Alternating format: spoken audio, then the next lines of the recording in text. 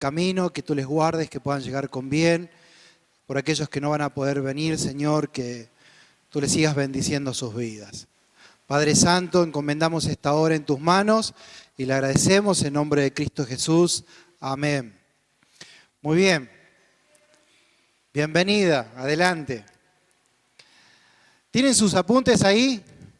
Bien, prepárense porque hoy vamos a seguir escribiendo un montón. Recuerden, ustedes me dicen, esperá, así yo los voy a esperar para que ustedes copien. Bien, seguimos con eclesiología, con la materia. Hoy vamos a tener la última clase. Tranquila, hoy no vamos a tomar exámenes, así que relájense. Si nos da el tiempo, vamos a ir copiando las respuestas al cuestionario que traje. Tiene 120 preguntas.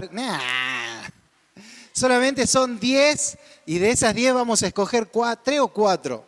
Todo depende de cómo me levante ese día. Si me levanto muy enojado así, le tomo las 10. Vamos a escoger 3 o 4 nomás. Y va llegando la gente con cara de cansado. Se nota que estamos a fin de año, ¿no? Pero qué lindo. ¿Ah? Sí. Pero bien, no pasa nada. Es con Luis es bonito. No es como yo soy severo. Bien, nos quedamos viendo, nos va a quedar un tema pendiente, ¿sí? Y dije, no lo vamos a desarrollar, yo quiero que desarrollemos bien este punto, lo que nos queda por ver. Estábamos viendo sobre la iglesia local y sus enseñanzas, porque son importantes. Después el resto, que era dogmas y doctrinas, íbamos a hacer una comparación acerca de entender qué son dogmas, qué son doctrinas. Algo de doctrinas ya hemos visto, doctrinas básicas. Íbamos a desarrollar cómo enseñar eso, pero bueno, nos va a quedar pendiente.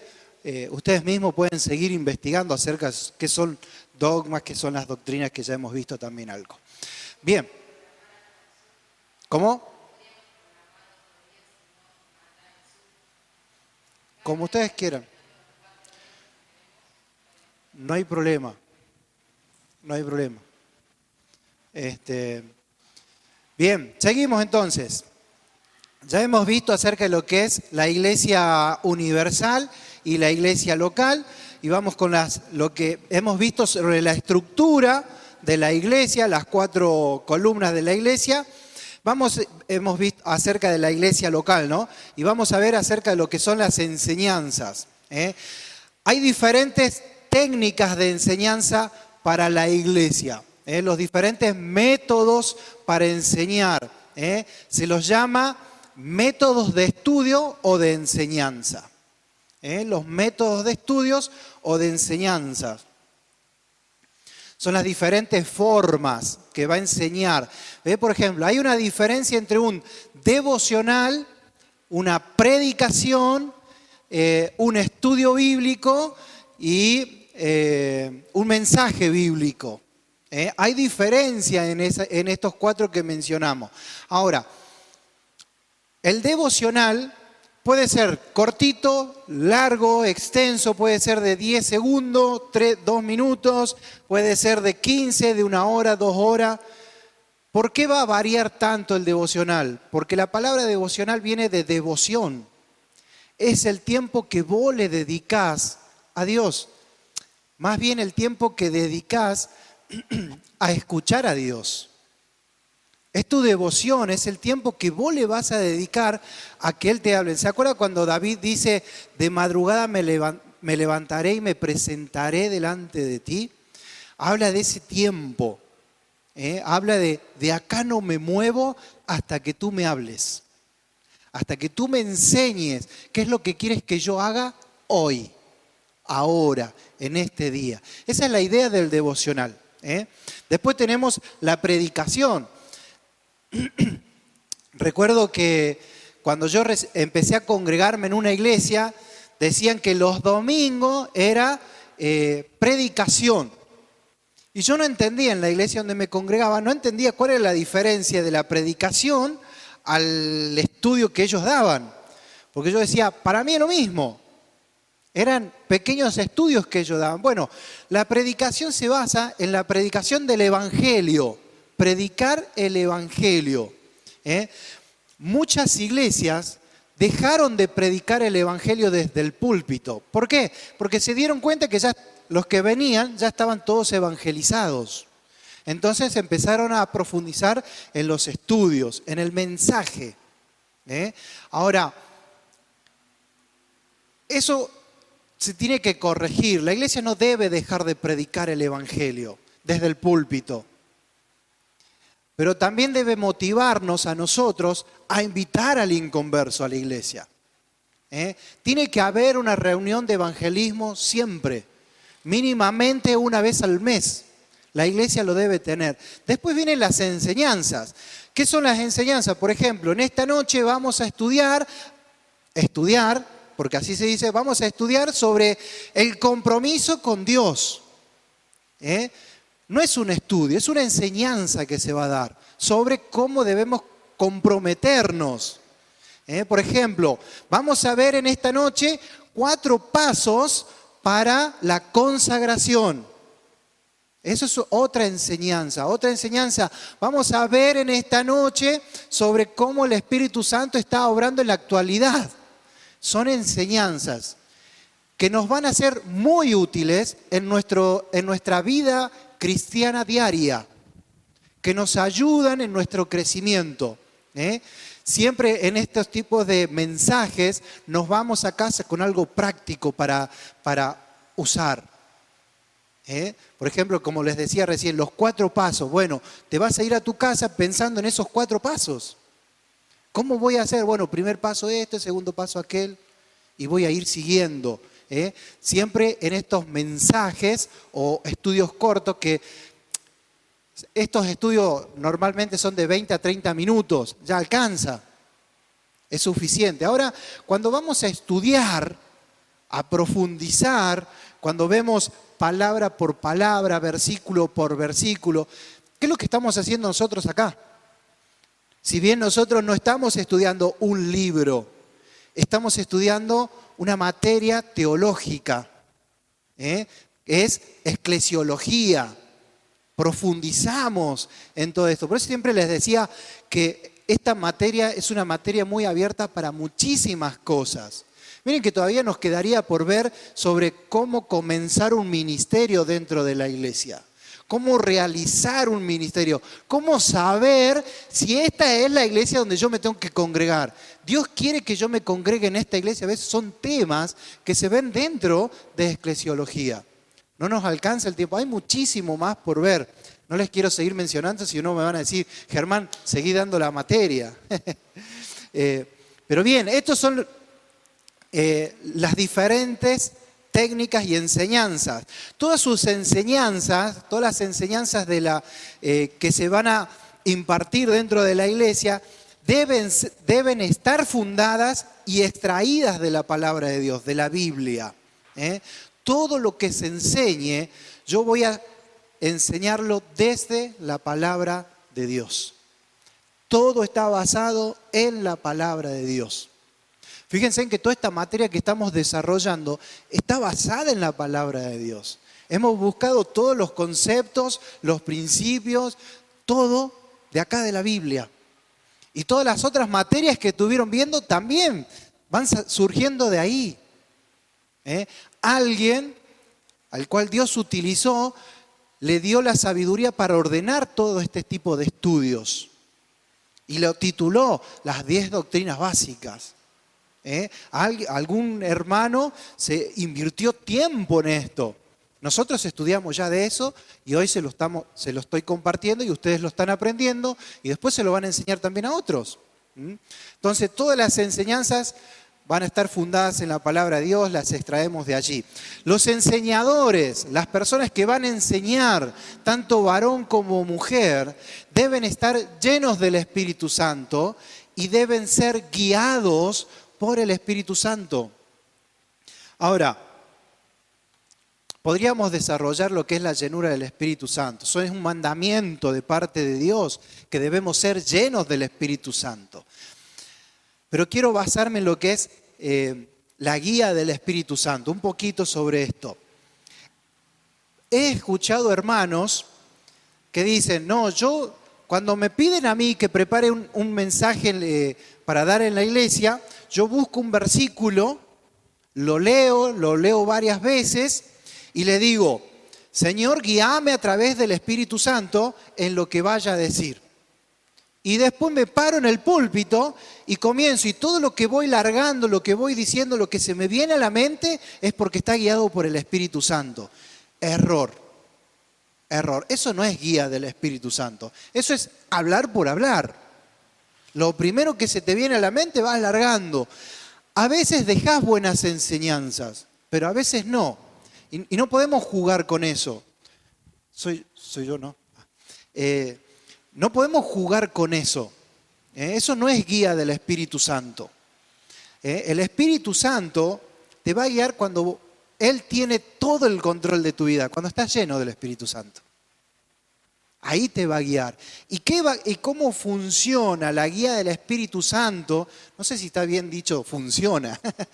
Pareciese una máquina. Pero, ¿cómo actúa?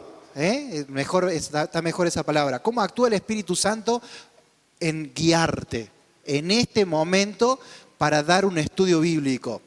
El Espíritu Santo va a traer a tu memoria lo que vos ya estudiaste, lo que vos ya tenés en tu mente. Va a traer a tu memoria lo que vos ya viviste de la palabra de Dios. Así, eso es la guía del Espíritu Santo en el momento de dar un estudio. Por ejemplo, me dicen, Germán, queremos invitarte a que compartas la palabra de Dios. Bueno, ¿qué tema? Este tema. Entonces yo me pongo a orar. A veces te pasan el versículo, a veces te dicen tema libre. Para mí es complicado cuando me dicen tema libre. ¿Por qué es complicado? Porque tengo muchos estudios. Y digo, Señor, ¿qué comparto? Por eso es mejor cuando orientamos al hermano que invitamos a qué es lo que va a compartir. ¿Por qué? Porque ustedes conocen la necesidad de su iglesia. Entonces es lindo cuando te dicen comprometidos en la obra.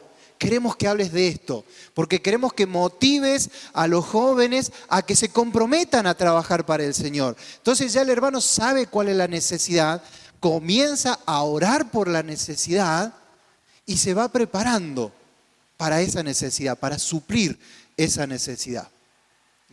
Entonces de esa manera vamos buscando la guía del Espíritu Santo y Dios va guiando a través del Espíritu Santo.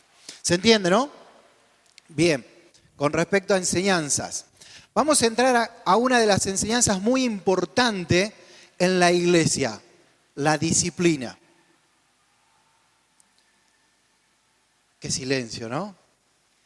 Ahora, decime la verdad. ¿Qué fue lo primero que vino a tu mente cuando dije disciplina? Con confianza, hablen. Orden. ¿Qué? ¿Castigo? Corrección. Castigo. Se ve que las castigaron mucho a ustedes, ¿no? Muy disciplinadas han sido las chicas. ¿Qué más? Corrección. Más o menos tenemos el concepto de lo que es disciplina. Ahora, decir, va a hablar, cuando decimos vamos a hablar de disciplina, va a hablar sobre los hermanos que sacaron de comunión. Porque normalmente cuando se toca este tema, lo primero que se viene a la mente es eso, el hermano que sacaron de comunión. Está en disciplina el hermano. Pero vamos a ver que es mucho más de eso. Y vamos a ver a qué se refiere también lo que es sacar de comunión. Entonces, la disciplina lleva dos objetivos o propósitos. La disciplina lleva dos objetivos. Esto va al examen. Está en el cuestionario que se los voy a pasar. La disciplina lleva dos objetivos. Primero, moldear al cristiano a la imagen de Cristo. Esto se llama disciplina formativa. Y la disciplina formativa viene de parte de Dios, no de la iglesia, no de los hombres. Ya vamos a ver cuál es la disciplina que debe aplicar la iglesia. Esta es la disciplina que aplica Dios en tu vida personal. Y el objetivo es moldearte. Dios, a través de las diferentes circunstancias de la vida, va formando o disciplinando al cristiano. Bien. Lo segundo, la disciplina de Dios no es motivada por el enojo o modo de retribución. Dios no te dice, porque vos me hiciste esto, yo te voy a hacer aquello. ¿Pregunta? No terminaron de copiar. Ok, vamos a volver.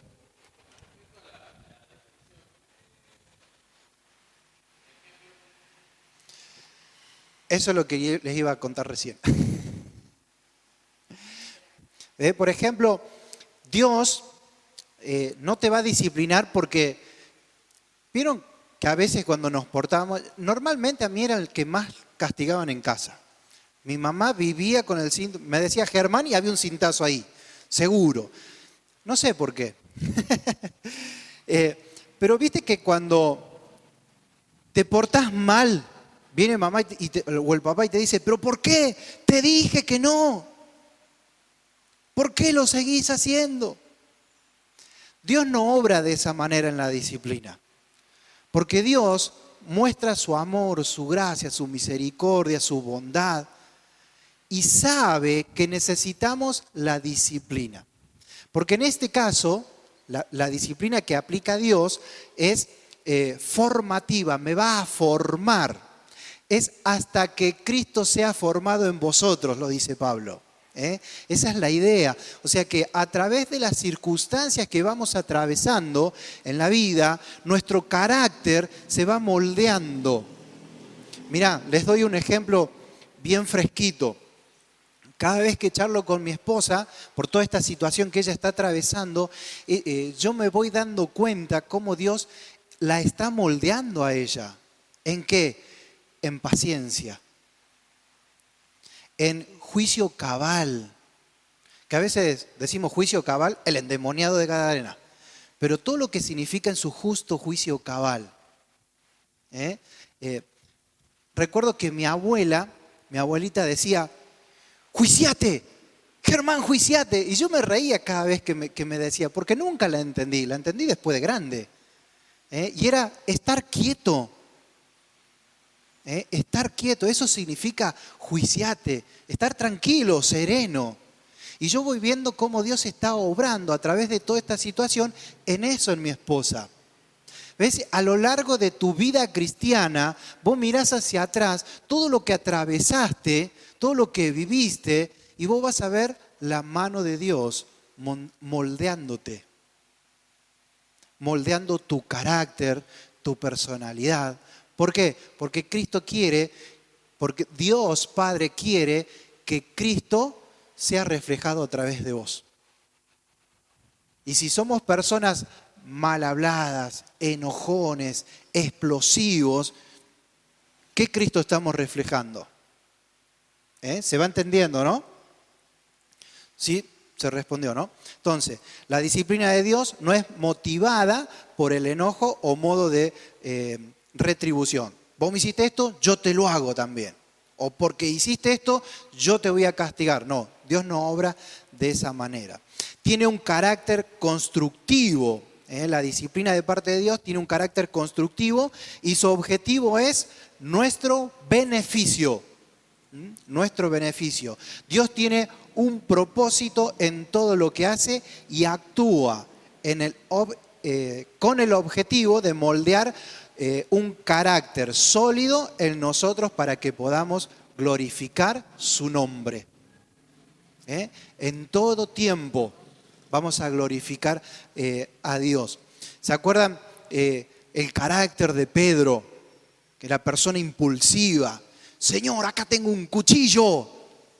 ¿Cuántas veces hemos actuado así, no? Hay que sacarlo de comunión. No, con este, llévalo lejos. Actuamos impulsivamente y después vemos un Pedro amoroso, compasivo, tranquilo, manso, que se sorprende de las cosas cotidianas de la vida. Todo eso es lo que vamos viendo en la vida de Pedro. ¿Por qué? Porque Dios lo disciplinó. Dios obró en su vida.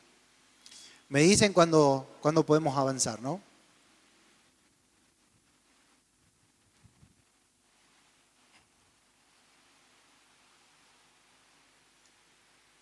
¿Hoy no vas a escribir? Ah.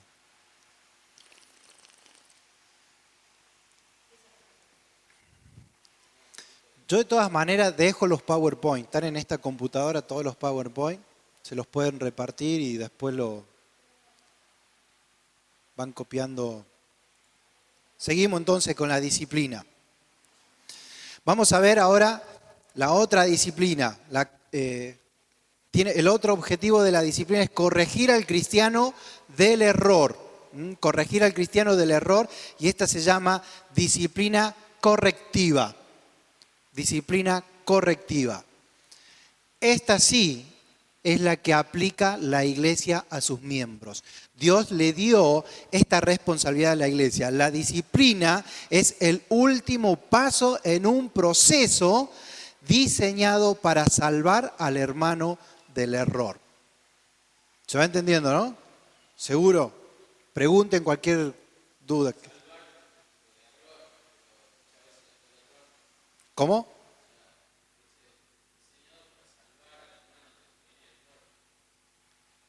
Sí.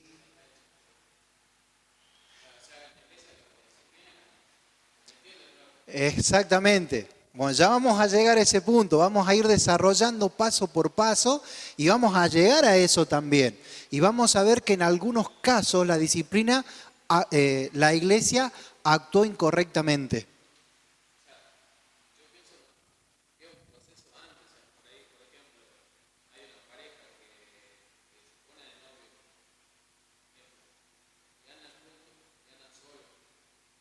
Pecan.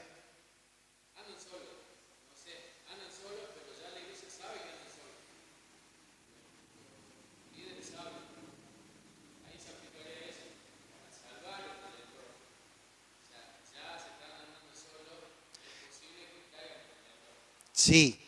Ahora, acordate que esta disciplina, lo que estamos viendo son los objetivos. O sea, ¿cuál es la idea de esto? Bien, es corregirlo. La idea de esta disciplina es corregirlo.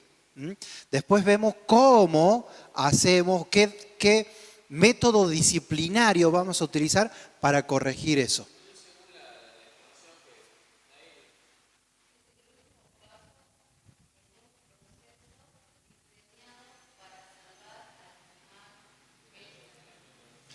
Bien, es que vos acordate que seguimos con el mismo concepto, creo que no lo expliqué, y gracias por la observación. Cuando hablamos de disciplina, lo primero es sacarlo de comunión. Bien, sacar de comunión es esto, es la última decisión que se toma en la vida del hermano, sacarlo de comunión. Gracias porque si no, no lo había explicado. Bien, ¿seguimos? Bien, ustedes pregunten. La disciplina correctiva se relaciona con nuestros errores, pero se aplica con miras al futuro, ya que tiene un propósito al igual que la disciplina formativa. Dios desea que cada uno de sus hijos le glorifique. El propósito de esto es que podamos glorificar a Dios. Objetivos de la disciplina. Primer objetivo es prevenir. Y acá empezamos con lo que decía recién el hermano. Prevenir, desincentivar, o sea que el hermano está muy motivado en continuar pecando. Bueno, hay que hacer todo lo contrario para que deje de pecar. Prevenir, desincentivar y corregir las prácticas pecaminosas de los miembros de la iglesia. El objetivo es eso. Restaurar. La disciplina siempre va acompañada de la restauración. Hemos visto muchos casos que se levanta el anciano con todo respeto, lo digo esto, ¿no? Y dice, se decidió sacar fuera de comunión al hermano o a la hermana. Y se olvidan. Y pasan años. Y el hermano, no, lo que pasa es que él no puede porque está fuera de comunión, está en disciplina. ¿Y la restauración? Y vosotros que sois espirituales, restauradlo. Nos olvidamos de eso, ¿eh? Y la restauración es parte de la disciplina. Van juntos. Vos sabés que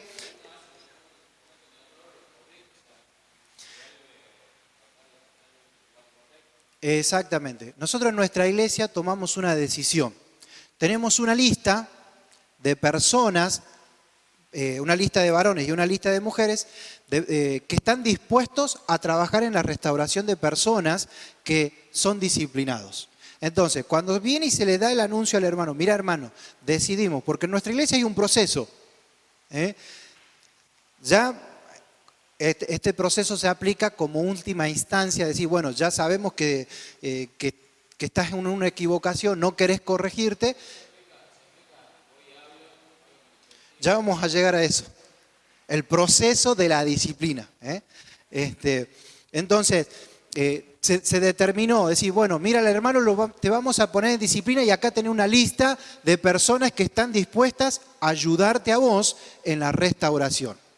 O sea, junto con el anuncio que se le está dando al hermano en privado, ya se le está dando la opción de que él escoja una persona para ser restaurado o para ayudar a corregirlo. Y a veces una de las muchas preguntas que nos hicieron cuando empezamos a hablar con los diferentes hermanos en nuestra congregación es ¿y qué le tengo que enseñar? Y por ahí no le tenés que enseñar mucho, porque tu función es estar al lado, como el ayo, estar al lado para que él corrija. A veces el hermano que comete tal pecado se dio cuenta, sabe cómo corregir. Pero no nos olvidemos que el hermano que comete tal pecado sigue teniendo el Espíritu Santo dentro de él. No es que el Espíritu Santo se le fue porque pecó, sigue estando. Y en ocasiones su arrepentimiento es genuino y el Espíritu Santo comienza a obrar en esa corrección. Y solo la persona que está ahí le sirve para rendirle cuentas sobre su problema. Entonces por ahí decir, no necesitas mucha enseñanza, sino más bien motivarlo, orar, llamarlo por teléfono constantemente, preguntarle cómo sigue con ese tema por el cual cayó. O sea, lo vas corrigiendo, lo vas topeteando, como quien dice, para que se vaya alejando cada vez más de ese pecado y se vaya olvidando de lo que hizo. Entonces, los objetivos son prevenir y restaurar. ¿Querés sacarle una foto?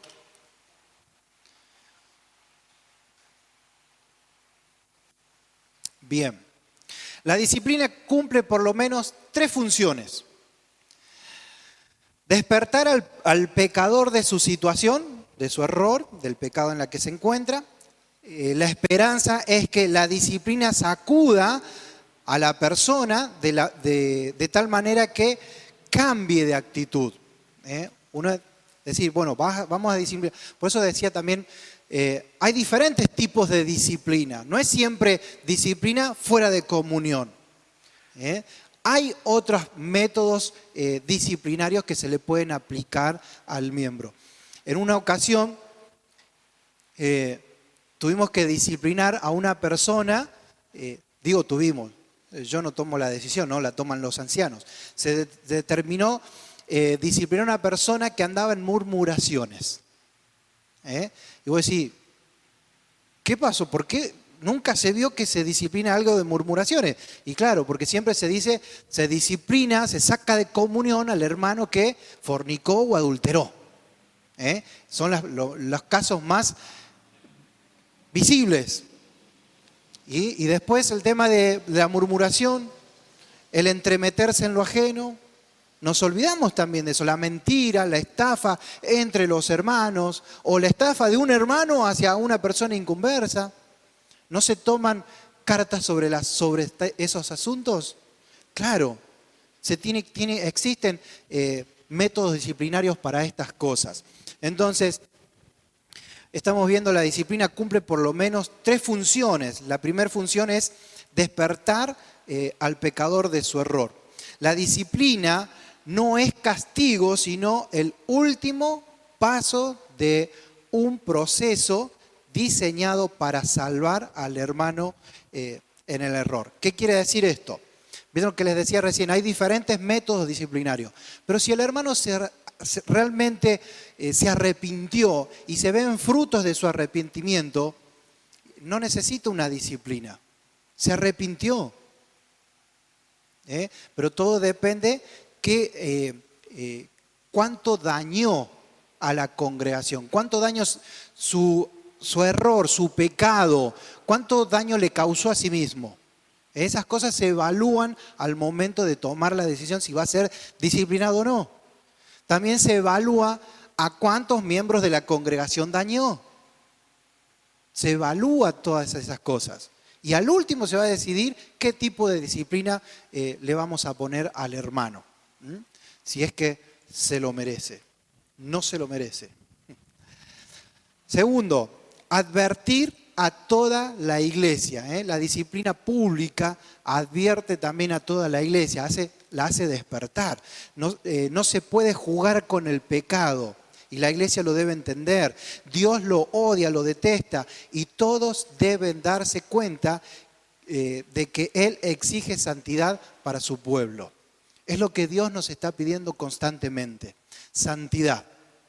Por eso la disciplina hace despertar a aquellos que están medios dormidos y reaccionan. Si lo pusieron en disciplina porque mintió, no miento más por las dudas. Es necesaria para la salud del pueblo de Dios, la disciplina es necesaria para la salud del pueblo de Dios y también para el testimonio o por el testimonio de la iglesia frente al mundo. He escuchado personas que no pertenecen a una iglesia decir, che, fulano que va a tal iglesia tiene 2 mujeres y no hacen nada. Y la iglesia debe cuidar ese testimonio. ¿Cómo lo va a cuidar? Disciplinando al hermano. Cité un ejemplo bien visible. La iglesia debe ser sal, debe ser luz. Un contraste con la sociedad en donde actúa, donde trabaja la iglesia. No puede pasar por alto la desobediencia en su propio seno. La iglesia es sana cuando busca y cura a sus enfermos. Como iglesia debemos detectar estas cosas. Y es lo que vamos a ver en un ratito allí cuando vamos al versículo de Mateo.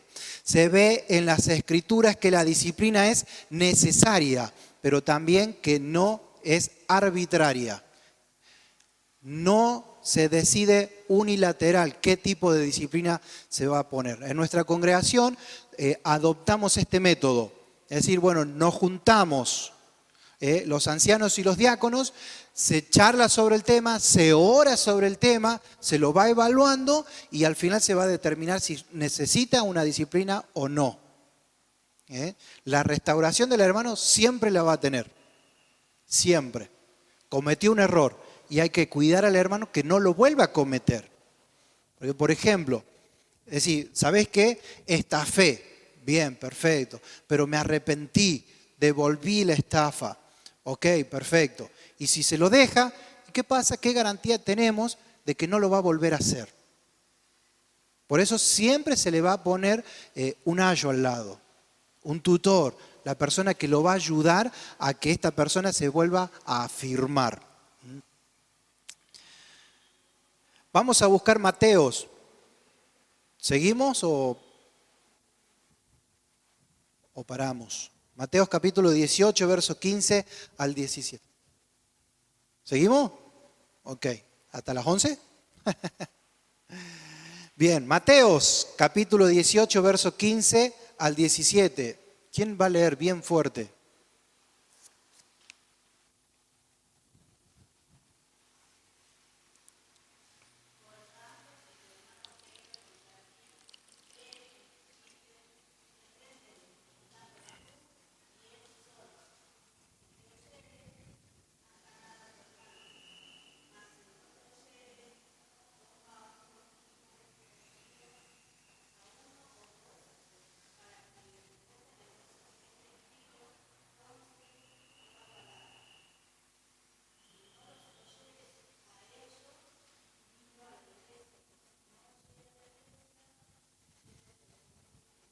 Muy bien. Ahí vemos los 3 pasos básicos para la disciplina. Ahora, esto está instruido por el mismo Señor Jesús y debe ser algo, como les decía, una base que siempre se debe utilizar. Ahora, ¿qué dice el verso 15?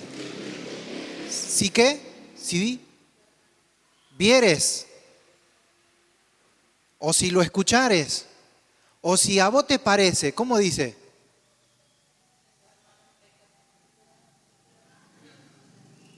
Bien.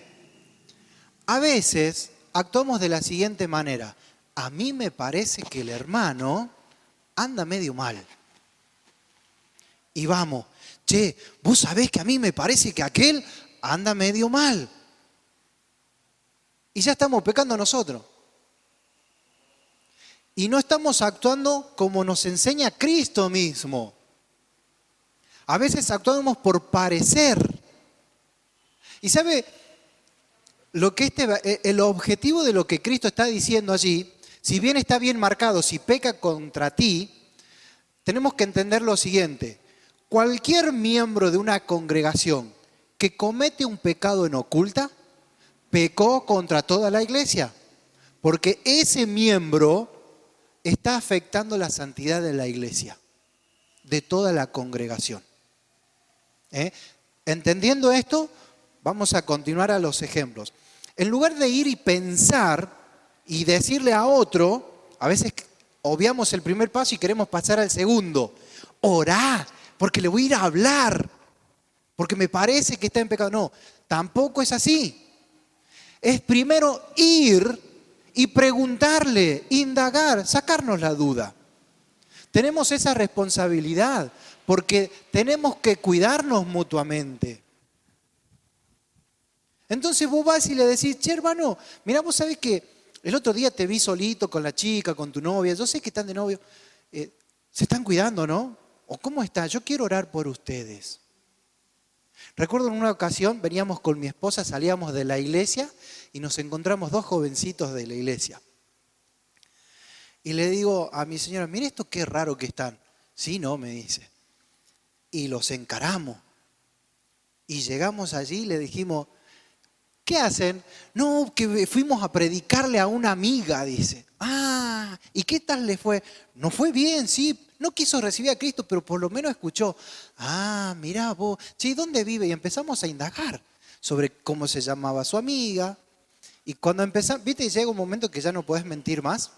Bueno, llegaron a esa situación. Estos 2 jóvenes, a 2 cuadras de donde los encontramos, había un hotel de paso. Venían de allí. No habían ido a la iglesia, habían ido a ese lugar. Entonces con mi esposa le dijimos, como es algo grave y afecta a toda la congregación, inclusive afecta a sus propias vidas espirituales, les dijimos, si ustedes este fin de semana no hablan con los ancianos, el siguiente fin de semana hablamos nosotros. Pero bien, ¿por qué? Le estamos dando la oportunidad de que se arrepientan. Merecen la oportunidad de arrepentirse. No fuimos a acusarle con los ancianos, sino que los instruimos, los dirigimos a que puedan arrepentirse. Y lo más triste de todo esto, en estas situaciones, es que normalmente es la chica la que se arrepiente y el chico no. El chico dejó de ir a la iglesia. La chica continuó, fue disciplinada, restaurada, El chico, después de varios años, volvió a la iglesia. Después de varios años. Y eso es triste, cuando no hay un arrepentimiento genuino. ¿Mm? Ahora, se le da la oportunidad. ¿Ve? Te acercás al hermano, te sacas las dudas. Ahora, si realmente te confiesa el hermano, sí, la verdad es que sí estoy en pecado, estoy haciendo mal, bueno, te corresponde ver si podés ganar al hermano. Y si te escuchó, bien, ganaste al hermano, pero no lo abandones. No lo abandones, restauralo. Seguí a su lado. No es que, me confesó. Qué grande, me gané un hermano para el Señor. Y después nos olvidamos. No, continúa el trabajo. Continúa porque tenemos que ayudarlo a que no vuelva a cometer el mismo pecado. ¿Se arrepintió? Bien, lo ganamos, pero seguimos restaurando. Y si no se arrepiente, bien, ahí recién pasamos a buscar al testigo. Ahora, ¿qué tipo de testigos son los que vamos a buscar? Hermanos espirituales, dice Gálatas 6. Vosotros que sois espirituales. ¿Qué significa esto de ser espirituales? No significa que es el hermano que nunca peca. En todas las iglesias hay hermanos espirituales. Lo que pasa es que nos cuesta verlos, porque es más fácil quedarnos con sus errores que ver cómo la gracia de Dios actúa en su vida y cómo Dios lo utiliza para fructificar el ministerio. Nos cuesta ver eso. No, al anciano no, yo no le voy a ir a preguntar nada al anciano, porque no, siempre mala onda, siempre te responde así. Pero no vemos que si este anciano está ahí, la iglesia sigue fructificando, sigue creciendo, es por algo sigue. Porque el Señor es quien lo colocó ahí. Es Dios quien lo colocó donde Él está. O así sea también el líder del ministerio. Dios lo puso ahí con un propósito y Dios lo está usando. No sos el único ser espiritual dentro de la iglesia. Somos todos. Somos todos. Lo que varía es la llenura del Espíritu Santo, que esa es otra cosa. Entonces, buscamos personas llenas del Espíritu Santo, espirituales, buscamos también personas que vivan la Biblia. Que vivan la Biblia, personas maduras en la vida cristiana. No vamos a ir a buscar un recién convertido, por ejemplo. Che, vos que recién te recibiste a Cristo, vení, te llevo, porque tenemos que ir a confrontar al hermano que está en pecado. No, eso no se hace, porque podés dañar al hermano recién convertido. Por eso el apóstol Pablo va a decir, vosotros que sois espirituales, maduros, no más duros. Bien, entonces buscamos este tipo de personas, vamos y el mismo procedimiento. Mira, hermano, yo ya te hablé, no querés reconocer, traigo otro hermano para ver si podemos convencerte de que vuelvas a los caminos del Señor, que no sigas alejándote. Y por ahí el hermano dice, no, está bien, ¿sabes qué? Tienen razón. Oramos, lo restauramos y seguimos para adelante. Pero si el hermano no quiere, ahí recién va la tercera opción. ¿Sabés que dentro de estos hermanos espirituales entran también los ancianos? Y a veces pensamos, no, ¿sabés qué? No le voy a decir al anciano porque el anciano seguro que lo va a poner en disciplina. Bueno, el anciano tiene la potestad de poder evaluar ya en el mismo proceso si requiere una disciplina o no. Dependiendo el caso, dependiendo cómo Dios le va a guiar al anciano en ese momento. Y si el hermano no quiere arrepentirse, ahí sí, recién lo tenemos por publicano y pecador, dice, ¿no? Ahora, gentil. Ahora, ¿qué significa esto de tenerlo gentil? Como gentil, un inconverso más. Es una persona que no tiene a Cristo y tengo que tratarlo como una persona que no tiene a Cristo. Ahora, esto significa que yo no lo puedo saludar, esto significa que no puedo estrecharle la mano, esto significa que no lo puedo llamar. No, no significa eso. Todo lo contrario, que tengo que tratarlo como una persona que no tiene a Cristo. Por lo tanto, puede venir a la iglesia, porque el inconverso puede venir a la iglesia. Puedo saludarlo, puedo motivarlo, le puedo predicar el evangelio. Lo que no puedo hacer es decirle, te invito a mi ministerio para que me ayudes. No. No utilicemos el ministerio para restaurar personas.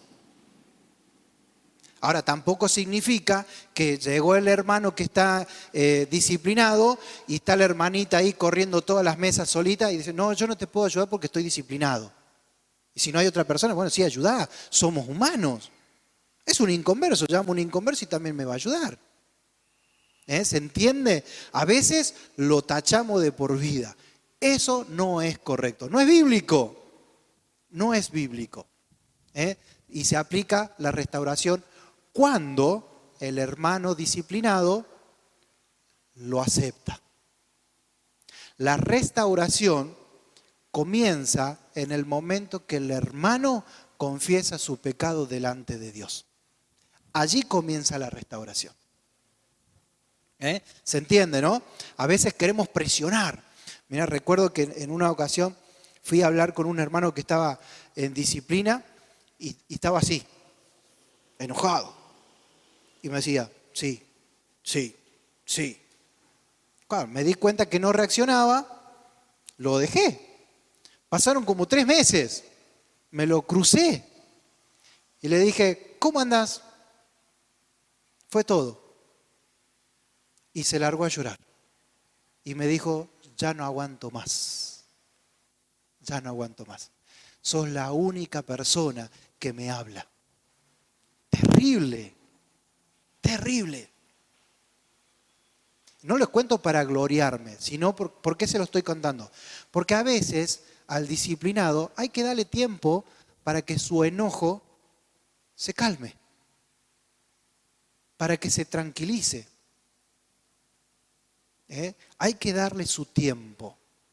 Recuerdo en las primeras discusiones con mi esposa, no le cuenten esto, ¿no? Yo le dije, le decía, cierto que está, no me grabe. Yo le decía, esperá que me tranquilice. No puedo decidir si te perdono o no te perdono ahora, porque estoy enojado. Claro, yo era consciente que uno cuando está enojado no toma buenas decisiones. Ahora, ¿qué genuino podría llegar a ser yo si estando enojado le decía, sí, te perdono? No iba a ser un perdón genuino. Tenía que esperar. Me enojé con un hermano en una ocasión y le dije, volvemos a hablar de acá 2 días.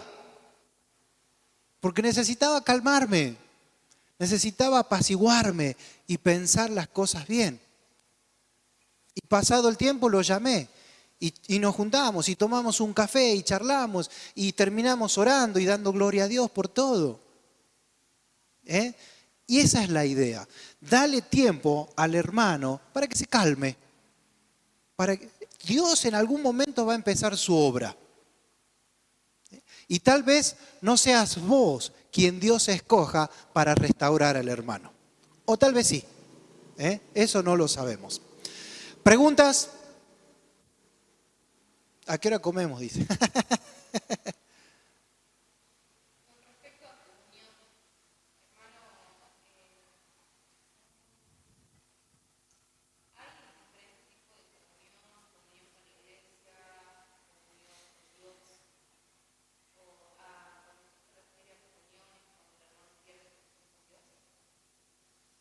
En el momento que se cometió el pecado, se corta la comunión con Dios.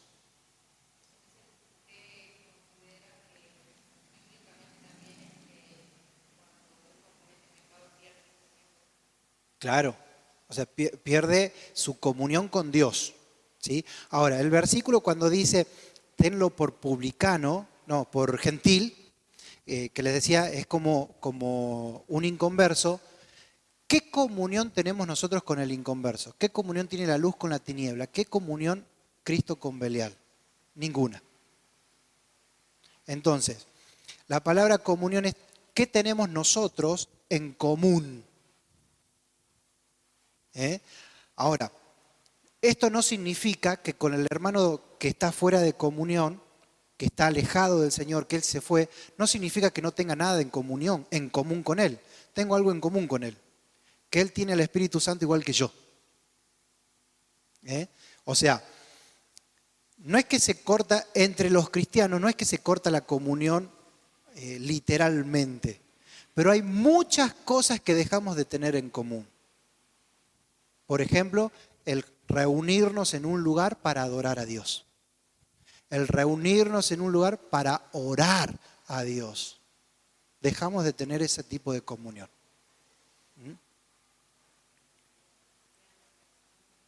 ¿Preguntas?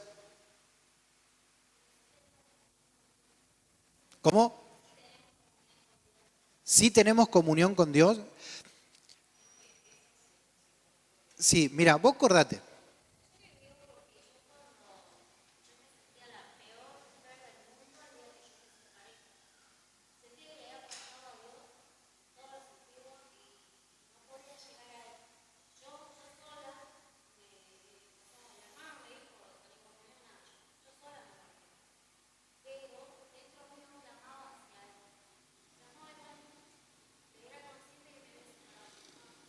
Ujú. Bien, claro. Sí, sí te entiendo porque yo sentí algo similar cuando me alejé del Señor. Eh, Ahora, no tiene nada que ver lo que uno siente con lo que es. A veces nos sentimos basura, nos sentimos que estamos lejos del Señor.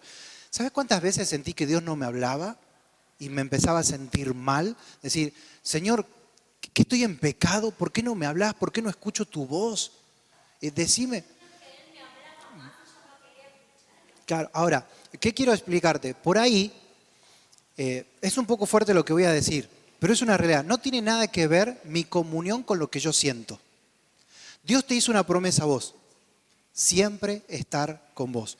Inclusive para aquella persona que se la disciplinó, que se la sacó de comunión. Y porque tenemos dos casos acá. Tenemos el que está fuera de comunión, que sigue viniendo a la iglesia, y aquel que ya no quiere venir más a la iglesia. Dios sigue estando con esa persona.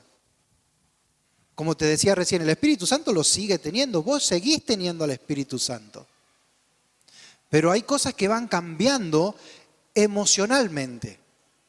Y que aún en el área emocional Dios también va obrando. Por ejemplo, cuando viene una chica y dice, ¿sabes qué? Comencé un noviazgo con este chico, pero me doy cuenta que no está bien, que no voy por buen camino. Pero lo quiero, lo amo, siento amor por la persona. Bueno, ese amor puede desaparecer. ¿Cómo? Bueno, enfocándote en otras cosas. El dolor que sentimos por las cosas pasadas desaparece.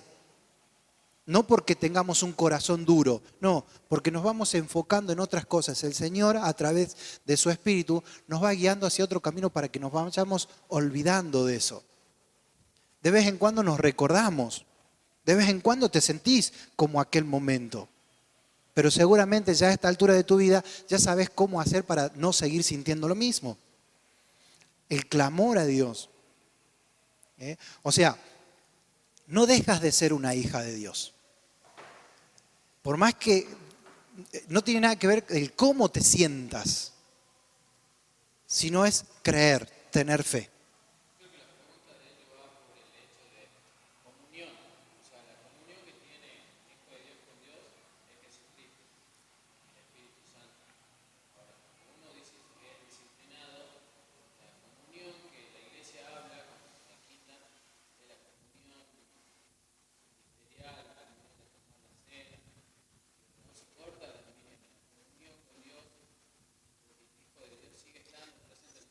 Exactamente. Ahora,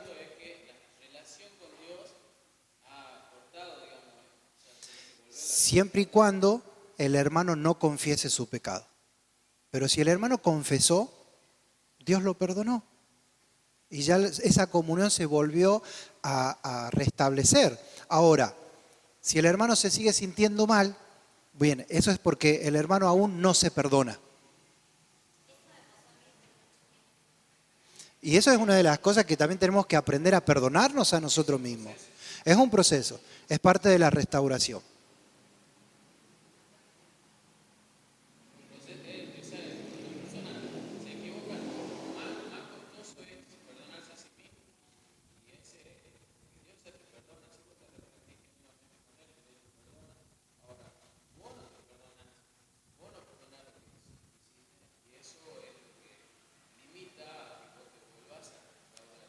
Exactamente.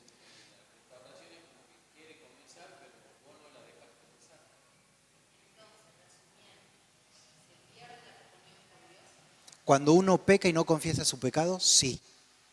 Lo que no pierde es la salvación. A ver, la comunión en este caso es que Dios deja de hablarte. Es como que decir, mira, Él es el hermano, yo voy a hacer el papel de Dios para representar.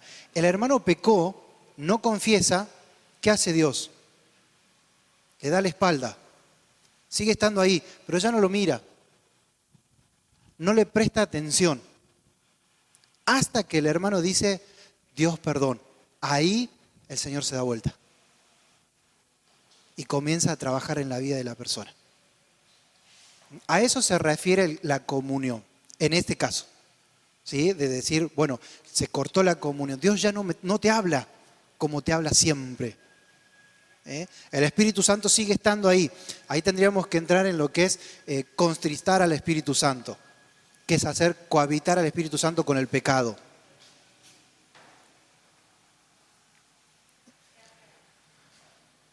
Bien. ¿Oramos entonces? ¿Querés orar? Vamos a ver ahora sobre el bautismo, otra de las enseñanzas dentro de la iglesia. La palabra viene del griego baptizo. Algunas cosas de aquí están en el apunte, ¿no? Que significa sumergir. Es una ordenanza, el bautismo es una ordenanza, y ahí encontramos la ordenanza, bautizándoles en el nombre del Padre y del Hijo y del Espíritu Santo. Es parte de la gran comisión, bautizar. Ahora, como enseñanza, algunas iglesias enseñan que se lo bautiza, se lo sumerge 3 veces. En el nombre del Padre y lo saca. En el nombre del Hijo lo sacan, en el nombre del Espíritu Santo y lo sacan. Todo lo que la Biblia enseña es que se sumerge. ¿Querés sumergirlo varias veces? No hay ningún problema. Es la idea. Ya vamos a ver todo lo que representa también el bautismo, ¿no? Es una declaración pública de que has muerto al mundo y ahora resucitaste para Cristo. ¿Te preguntaste por qué lo sumergen así como que si de esta manera y por qué no lo hunden? ¿Te hiciste esa pregunta alguna vez? ¿Sí? ¿Te hiciste? Mirá, se los voy a explicar. Las aguas del bautismo están representando lo que es las aguas, representan la tumba. El bautismo es un acto simbólico. Y vos vas a simbolizar una decisión que vos ya tomaste. ¿Cuál es la decisión? Recibir a Cristo en mi corazón. Entonces, allí en Efesios capítulo 2 vamos a encontrar que nosotros antes estábamos muertos en nuestros delitos y pecados. Ante los ojos de Dios estábamos muertos, pero estábamos vivos para el mundo. El corazón palpitaba por las cosas de este mundo. Entonces, al ingresar a las aguas del bautismo, está la persona de pie, se la sumerge y eso está representando que está siendo sepultado. Está siendo sepultado porque moriste al mundo. Tu corazón ya no late por las cosas de este mundo. Moriste. Y al sacarte de las aguas, estás representando de que Cristo te resucitó. Perdón, el Padre te resucitó en Cristo. Eso es el simbolismo. Eso es lo que representa cuando vos entrás a las aguas y salís de las aguas. Ahora, un muerto, ¿siente? ¿Seguro? ¿Un muerto disfruta? ¿No? ¿Seguro? Si el muerto no siente y disfruta, ¿por qué el cristiano se vuelve a alejar del Señor? ¿Por qué el cristiano vuelve a aferrarse a las cosas de este mundo? Eso puede pasar por 2 cosas. Una, porque probablemente su bautismo no representó lo que realmente es. Su bautismo carece de significado. Su corazón jamás dejó de latir por las cosas de este mundo. Eso puede ser una de las cosas. Por eso, en los pasos de discipulado, uno evangeliza. Es decir, no, pero yo ya tengo a Cristo en mi corazón. Entonces, ¿qué se hace? Se hace seguridad de salvación. E inclusive, en muchos casos, hay una reconfirmación de su salvación. Que esto pasa normalmente en niños que reciben a Cristo, en personas que reciben a Cristo siendo niños.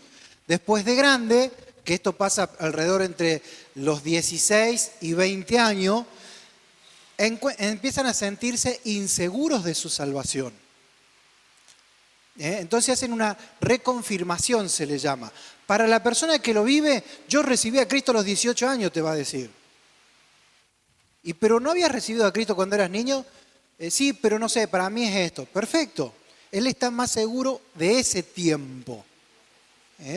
Entonces, a eso se le va a llamar una reconfirmación. La otra razón por la cual el cristiano se aparta es porque no entiende los conceptos bíblicos. ¿Se acuerdan que les hablábamos de las 4 columnas de la iglesia? Que una de las columnas eran los principios y convicciones. El cristiano que carece de principios y convicciones bíblicas es una persona inestable.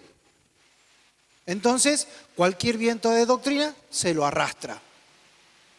Cualquier pensamiento de este mundo se lo vuelve a llevar. Porque carece de principios y convicciones. Por esa, una de estas 2 razones es por la cual una persona se aleja del Señor. Inclusive después de bautizarse. Conozco casos de chicos que al mes de bautizarse dejaron de ir a la iglesia.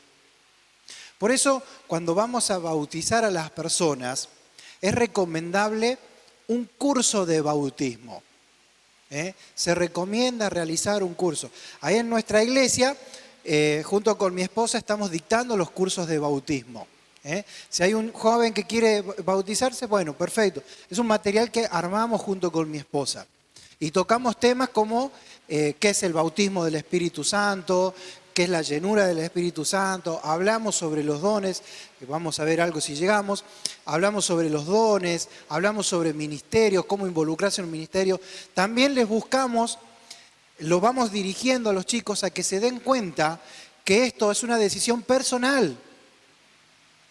No es que me bautizo porque mi amigo se bautiza. No lo vamos a bautizar a las personas porque su papá lo obliga a bautizarse. Eso no es correcto. Si bien el bautismo es un mandamiento de parte de Dios, tampoco podemos obligarlos a las personas a que se bauticen. Es una decisión personal. Ahora, ¿cómo van a decidir bautizarse estas personas si nadie les enseña? Por eso está el curso de bautismo. A veces esperamos a que alguien diga, me quiero bautizar, pasar por el curso de bautismo. Y a veces no, promocionamos curso de bautismo. Che, hay varias personas que no están bautizadas. Bueno, vamos a promocionar un curso de bautismo. Porque sirve también el material para eso. Para que los chicos conozcan, las personas van conociendo. ¿Alguna pregunta con respecto al bautismo?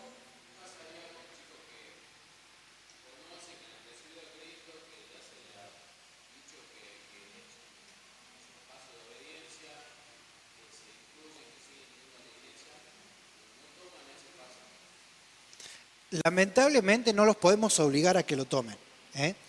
Pasó, por ejemplo, con mi hijo, pasó eso. Vino uno y dice, che, vos te tenés que bautizar. Y lo convenció.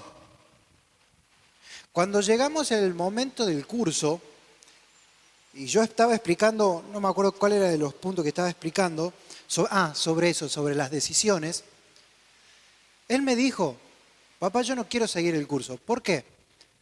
Porque la verdad es que lo estoy haciendo porque me obligaron. Y eso es terrible. Es tu decisión, es una decisión personal. Vos decidís obedecer a Dios o desobedecerle. Pero tampoco lo hagas porque te sientes obligado a hacerlo. Nadie te tiene que presionar a hacerlo. Dios no te presiona a vos. a que tomes una decisión crucial en tu vida. No podemos nosotros tampoco.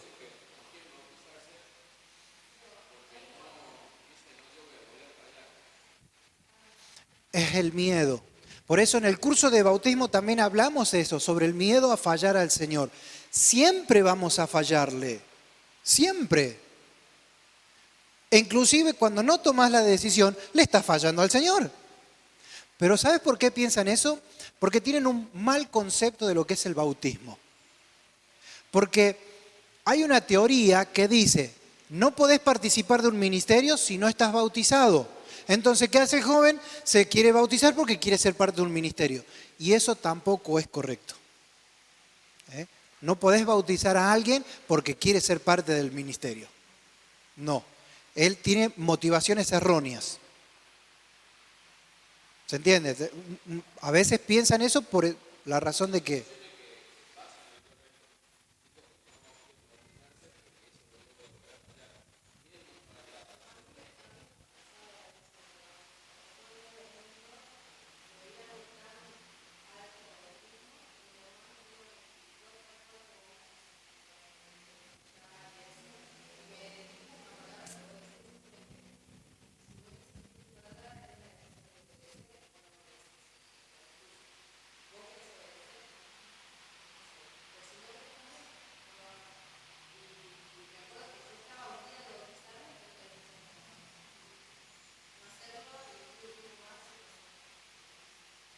Mirá vos.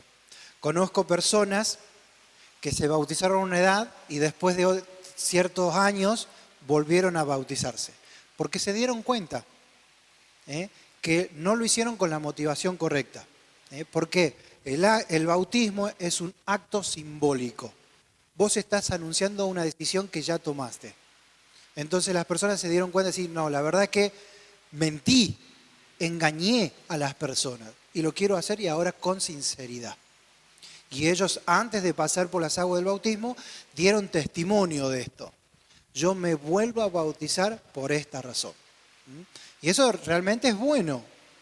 Es bueno. Entonces, las diferentes razones por las cuales uno no se va a bautizar o sí se bautiza. Debemos motivar a los chicos a que lo hagan, pero de la forma correcta. A que pasen por las aguas del bautismo de la forma correcta. Vamos a ver acerca de dones espirituales. El término para dones es caris. Se trata de algo que Dios provee, no de algo que el hombre produce por sí mismo. La definición de dones es una capacidad dada por Dios para servir en su obra. ¿Sí conocen acerca de los dones? ¿Saben acerca de dones? ¿Sí? Está muy entretenida en su comida. ¿Sí? Entonces, ¿podemos avanzar con esto? Bien. Recuerden estos conceptos porque esto sí va a ir al examen. La definición. Es una capacidad dada por Dios para servir en su obra o en la iglesia. No es talento. Talento es una capacidad natural que viene por el primer nacimiento. Yo les voy a preguntar la diferencia de dones y talentos y ustedes ponen eso. ¿Sí? Entonces, puede ser. Sí.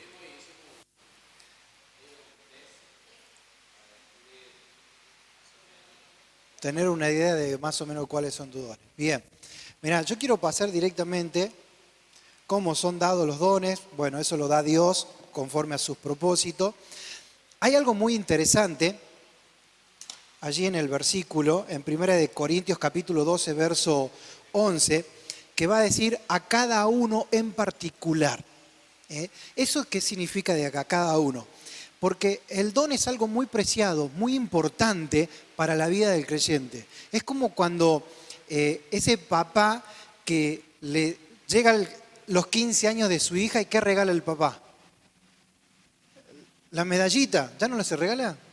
La medallita de los 15. La moto, ¿me entendés? Bueno, yo iba a dar ese ejemplo para los varones. Cumplís 18 y cae tu papá con el... ¡Qué sueño!, ¿no? cae tu papá y te da la llave de la moto. Es algo soñado, es algo especial ese momento.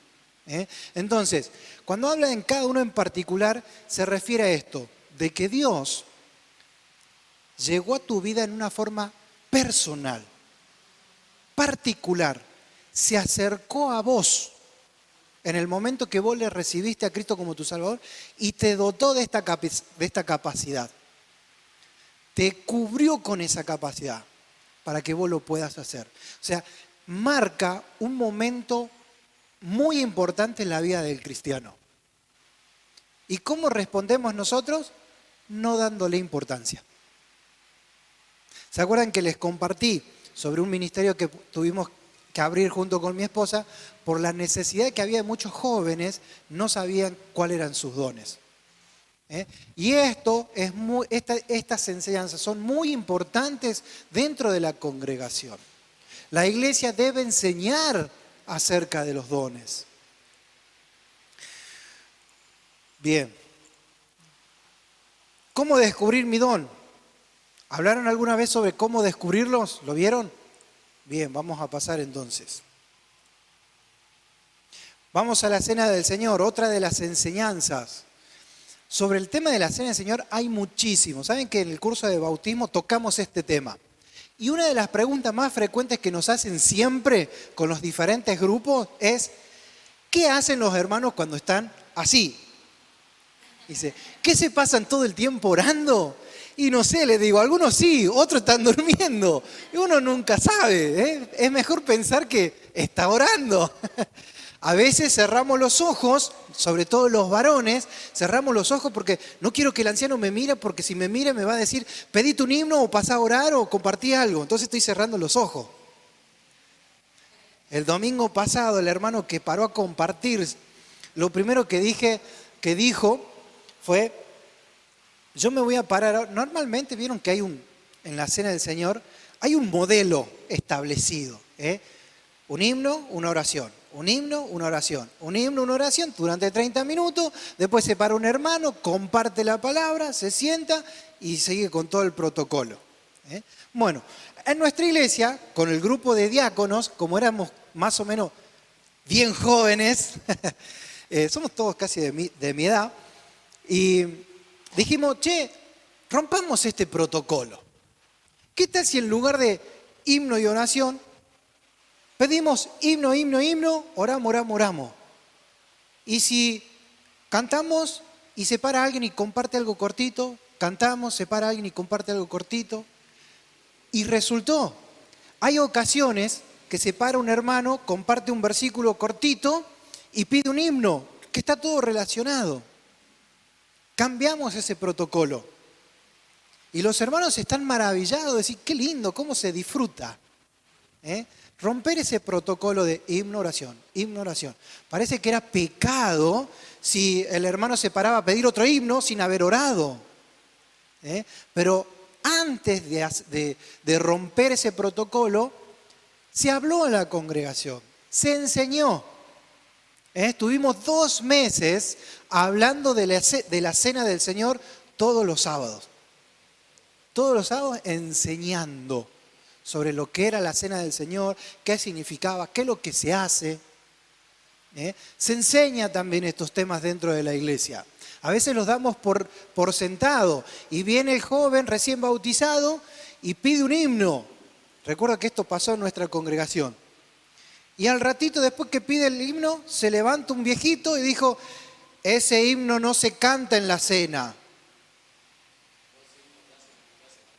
O por ejemplo, entonces sí, pero ¿por qué no le enseñaron? Y lo retaron al pobre chico. Nunca más quiso pedir un himno. ¿Para qué voy a parar si me van a estar retando después? Si nadie me enseñó. Y tienes razón. Tienes razón. Peor que te pase es que pidas un himno y que en la iglesia no lo conozcan. Y pedís otro y la iglesia no lo conoce. Pasó ese caso en nuestra iglesia. Recién bautizado el joven, ¿podemos cantar este himno? No lo sabemos. Bueno, dice, ¿podemos cantar? Y buscaba este otro, no lo sabemos. Pero ¿saben que él hizo algo muy lindo? Al domingo siguiente llega con su himnario nuevito, todo marcadito. Marcó todos los himnos, se juntó con un hermano mayor, dijo, ¿cuáles son los himnos que se saben? Y los empezó a marcar. ¿Por qué lo hizo eso? Porque alguien le enseñó. Porque alguien se acercó al hermano mayor y le dijo, ¿puede enseñarle himnos al hermano que recién llega? ¿Al recién bautizado? Entonces los motivás también a los hermanos. Se enseñó. Y eso es lo que debemos hacer. Enseñar. Enseñar. La iglesia debe enseñar muchos temas. Y estos temas son muy importantes. Vamos a entrar allí en 1 Corintios, capítulo 11, versos 23 y 29. Sí lo conocen estos pasajes, ¿no? Son bien conocidos. En nuestra iglesia estos versículos se leen siempre. Siempre. Y fue una de las cosas que dijimos, rompamos este protocolo. Entonces se paró un hermano y lo dijo de memoria. De memoria dijo. Y a medida que se iba acercando hacia los símbolos, iba diciendo, y el Señor la noche que fue entregado tomó pan, lo partió y dio gracia y se puso a orar.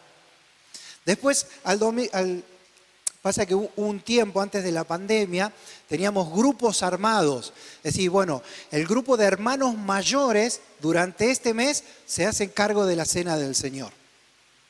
Al mes siguiente, el grupo de esposos mayores, los que estábamos casados.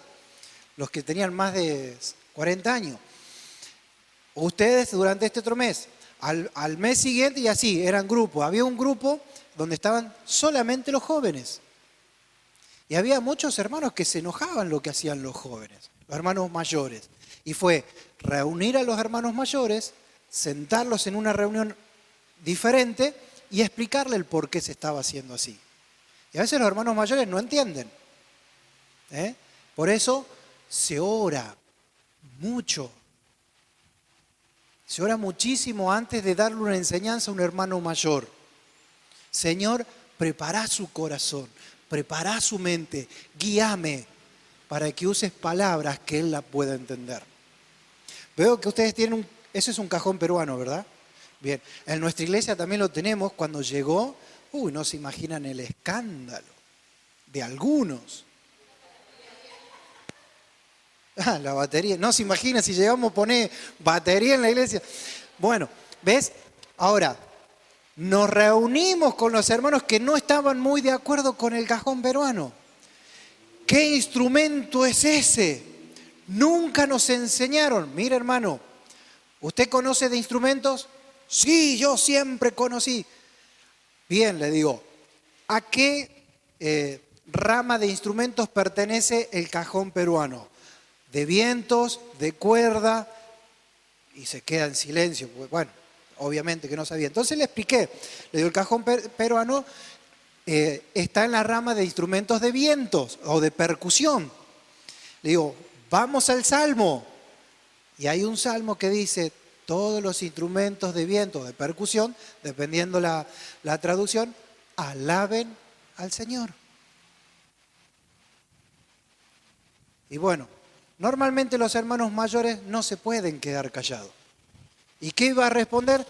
Eso a mí no me enseñaron. Pero lo aceptó.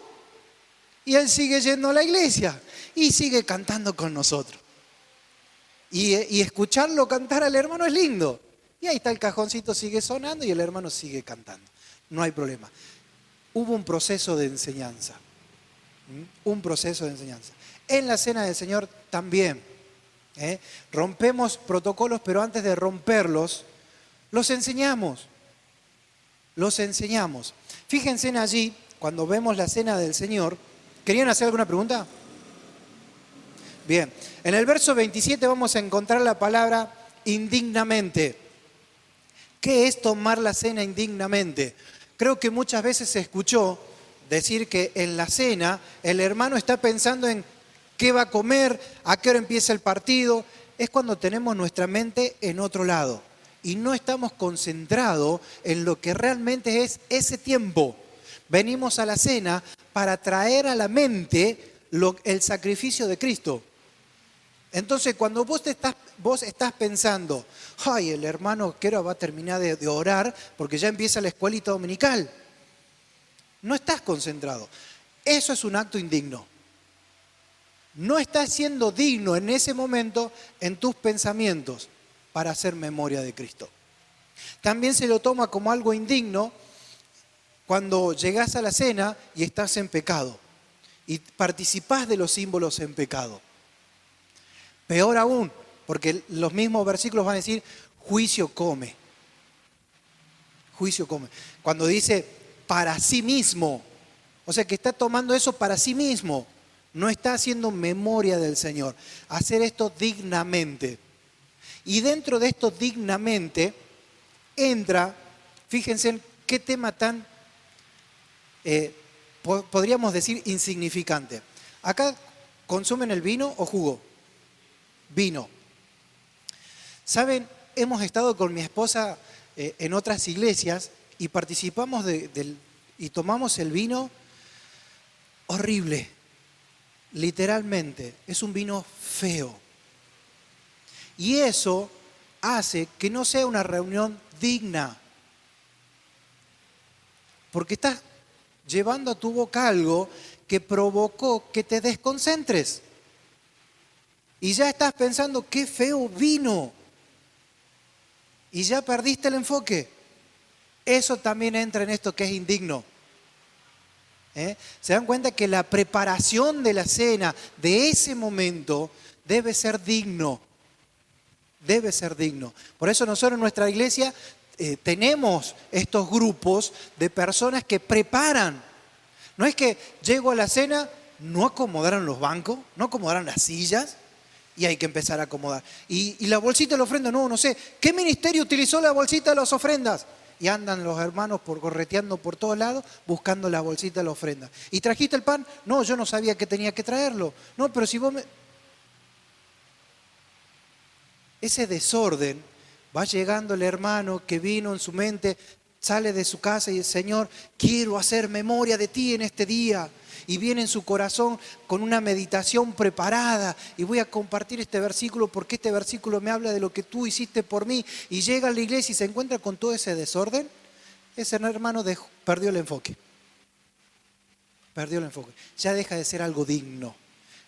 Por eso, los varones que tenemos la responsabilidad de preparar ese momento, las mujeres también pueden colaborar. Bueno, no sé en su iglesia si les permiten. En nuestra iglesia hay una mujer que prepara las copas.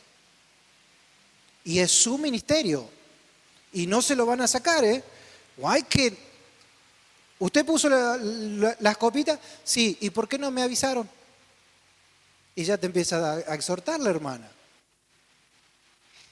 Y viene la hermana, como ya no tiene mucha fuerza, le pide a algún joven, llévame la bandeja, así las lavo.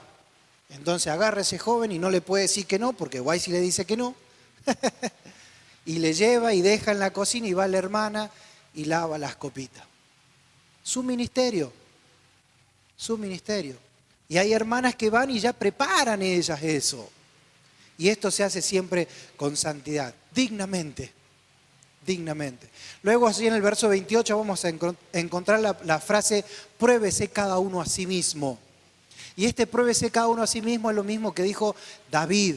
Examíname, oh Dios, y ve si hay en mí caminos de perversidad. Ahora lo que continúa es muy interesante, porque lo que continúa en ese versículo dice, y coma del pan y beba de la copa. O sea que el examinarse tiene un objetivo, poder participar del pan y de la copa. He visto algunos hermanos que comen el pan pero no toman la copa. O al revés, que no comen el pan y toman de la copa. Y les pregunté, ¿por qué hace eso? Porque no soy digno de tomar de la copa. Pero si acá dice que hay que examinarse, probarse a sí mismo, solucionar las cosas que hay que solucionar con el objetivo de comer el pan y tomar la copa. Cuando participas de uno de los símbolos, estás haciendo eso indignamente. ¿Se dan cuenta? Entonces hacemos esto algo digno. Nos examinamos, nos probamos a nosotros mismos. Y eso requiere de mucha sinceridad. Y sin discernir en el verso 29, la imagen de la palabra discernir es el doctor haciendo una cirugía, abriendo un cuerpo, abriendo ese cuerpo y empezando a ver que cada órgano esté en su lugar, que tenga el color que debe tener, la humedad que debe tener, que todo esté completo. Eso es discernir, profundizar en lo que estás pensando. Y ese tiempo debe ser un tiempo único y esperado. Ahora vos vas a preguntar, y bueno, Germán, ¿y está bien que lo hagamos todos los domingos? Sí, está bien. ¿Está bien que lo hagamos una vez al mes? Sí, está bien. ¿Está bien que lo hagamos una vez al año? Sí, está bien. Está bien, no hay ningún problema. Eso lo determina la congregación, cada cuánto lo va a hacer. El punto acá es que esto se hace en memoria de la muerte de Cristo. Trayendo a la memoria. Ese trayendo a la memoria es cuando vos agarrás una foto vieja, donde vos eras niño, y la mirás. ¿Qué sucede en ese momento? ¿Te acordás de todo lo que pasó ese día? Trajiste a la memoria un recuerdo pasado. Eso significa hacer memoria. Las enseñanzas de la iglesia, ya vamos terminando, enseñándoles que guarden todas las cosas que os he mandado. Y he aquí yo estoy con vosotros todos los días hasta el fin del mundo. Enseñándoles que guarden todas las cosas. Como iglesia tenemos esta responsabilidad de enseñar. Ahora, ¿cómo voy a enseñar si primero no aprendo? El tiempo que ustedes están invirtiendo es un tiempo muy valioso e importante, siempre te lo recalqué. Valorá ese tiempo. Dale el significado que corresponde el hecho de que vos en este momento seas un estudiante. Valorate como un estudiante. Sos un estudiante de la palabra de Dios. Y estás adquiriendo conocimiento para después dar de ese conocimiento. Ahora, no sirve de nada adquirir conocimiento y no vivir el conocimiento. Y ese ejemplo nos va a dejar Esdras, allí en el capítulo 7, verso 10. Porque Esdras había preparado su corazón, con todo lo que significa esa palabra preparar. ¿Y qué preparó? ¿Su mente? No, su corazón. ¿Por qué su corazón y no su mente? Y porque él lo que iba a estudiar era la palabra de Dios. Esdras, si leemos toda la historia de Esdras, nos va a sorprender cuando llega este momento de todo lo que él atravesó, lo que él vivió, cómo él se dispuso para que llegue este momento. Cuando él se sienta a estudiar la palabra de Dios. Esdras invirtió el tiempo que ustedes están invirtiendo ahora. Por eso prepara tu corazón para estudiar la palabra de Dios. Porque es allí donde Dios te va a hablar. Dios quiere comunicarte con vos en tu corazón. En tu corazón. Porque Esdras había preparado su corazón para inquirir, profundizar, investigar la ley de Jehová, la palabra de Dios. Y para cumplirla, ponerla en práctica. Señor, ¿qué quieres que haga en este día? Y yo quiero que en este día contengas tu lengua. ¿Que no hable más? No, vos sabés a qué me refiero, te va a decir el Señor. Viste que a veces nos pasamos de lengua y hablamos cosas que no debemos hablar. Chistes que no deberíamos contar. Y el Señor te va a marcar, Señor, ayúdame para contener mi lengua. Señor, ¿qué quieres que haga en este día? Quiero que controles tu enojo. Señor, ayúdame a controlar mi enojo. Cumplimos la palabra de Dios. Y después que la cumplimos, ahí sí la enseñamos.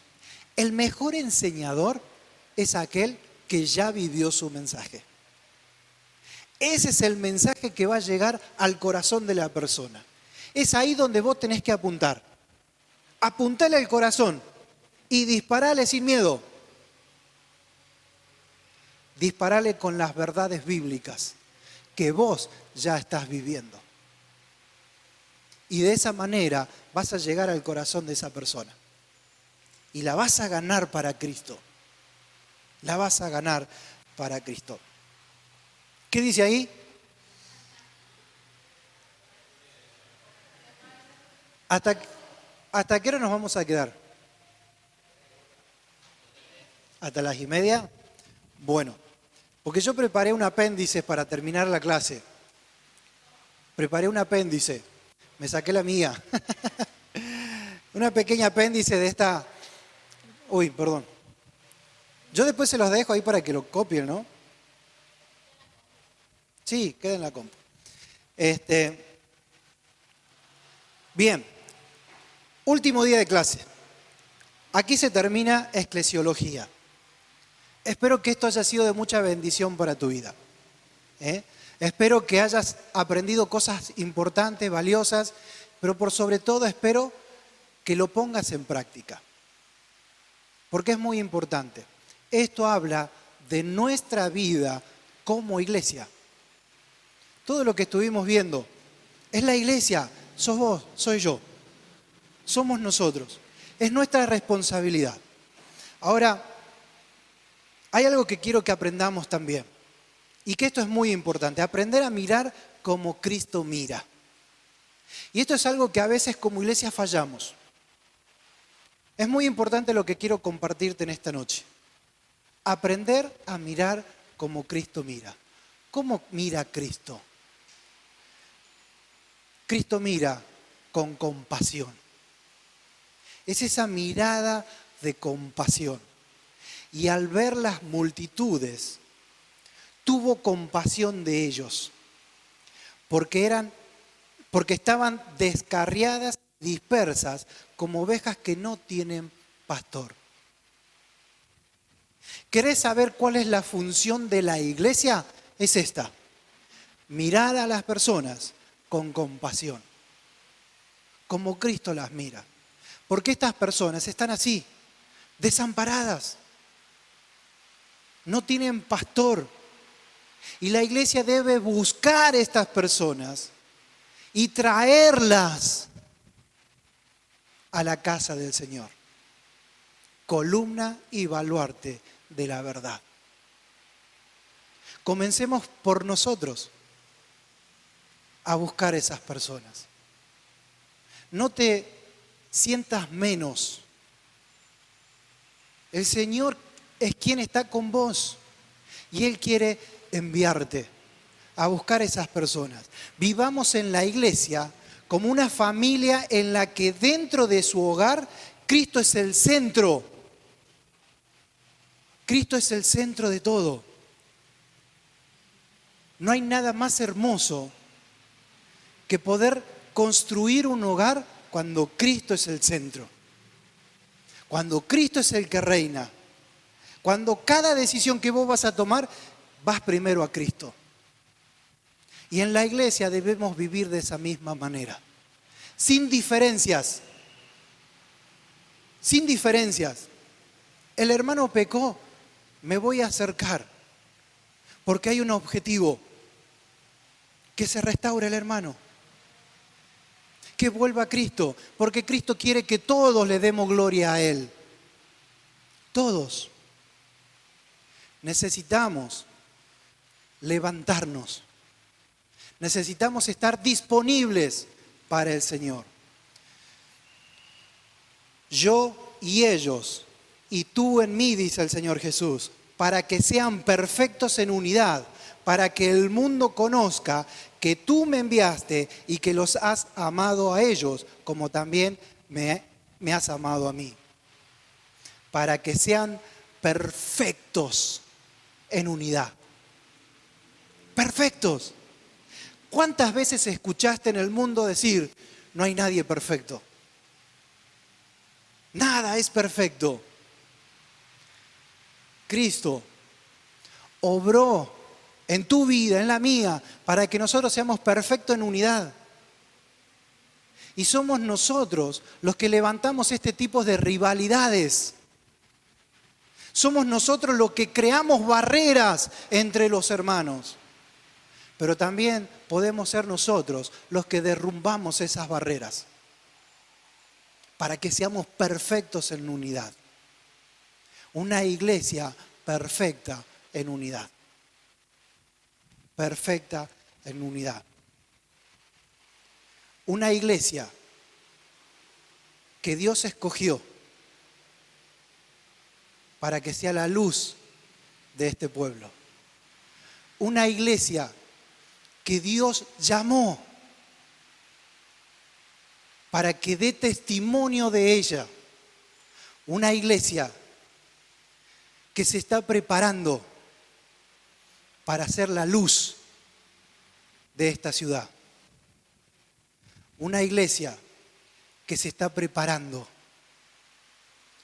para compartir esta luz, para llevar esa luz a los que están perdidos. Esta luz resplandece en las tinieblas y las tinieblas no han podido extinguirla. Esta es tu frase. Esta frase aparece en tu Facebook. Está ahí. Y yo sé que como iglesia están pasando por tiempos difíciles. Sé que como iglesia están siendo sacudidas. Pero vos te estás formando principios y convicciones que te van a hacer una iglesia inamovible. Y vendrán tormentas y no te moverán. Pasarás por los ríos y no te llevarán, no te arrastrarán. Porque te estás poniendo firme en la roca que es Cristo. Somos esta iglesia que llevamos su luz a aquellos que están en tinieblas. Y por más que vengan vientos, tormentas, por más que nos apedreen, no bajes los brazos. Seguí. Orá. Orá por tus líderes, orá por tus ancianos, orá por tu iglesia. Y me pregunto, ¿qué tan dispuesto estás a decirle en oración al Señor? Señor, saca a luz el pecado de mi iglesia, porque queremos ser una iglesia pura. ¿Te animás a decirle eso al Señor? Es muy sorprendente cuando te pones a orar por eso, porque el Señor responde. Porque Dios lo que quiere es una iglesia pura y sin mancha. Y somos nosotros los responsables de esa pureza, de quitarles las manchas en oración al Señor. Señor, saca a luz el pecado de mi iglesia, porque quiero una iglesia santa y pura. Oramos para terminar. Amado Dios y Padre, te alabamos y te damos muchísimas gracias, porque el misterio ha sido revelado. Tu iglesia está aquí, presente, y ha escuchado tu voz, ha escuchado tus propósitos para tu congregación, para con tu pueblo aquí en Güemes. Padre, guía a cada alumno en esta noche, para que ellos puedan responderte a ti en obediencia, para que ellos puedan corregir lo deficiente, para que ellos puedan enseñar también a otros, que sean capaces de enseñar a otros. Guíalos para que ellos puedan ser capaces de anunciar tu palabra a tiempo y fuera de tiempo. Guíalos para sostener estas columnas que sostienen la iglesia, tu iglesia, por la cual te has sacrificado. Gracias, Padre, por este hermoso tiempo. Gracias por esta materia, por aquellas santas personas que invirtieron tanto tiempo para ordenarnos tus enseñanzas en materias. Guía a cada profesor que va a pasar por este instituto. Guía a cada alumno para que puedan retener tus palabras por cada profesor que va a enseñar tu palabra, que lo puedan hacer en santidad y pureza, para que lo hagan en ti. Señor, gracias. Gracias por este tiempo. Gracias, Padre. En el nombre de Cristo Jesús. Amén.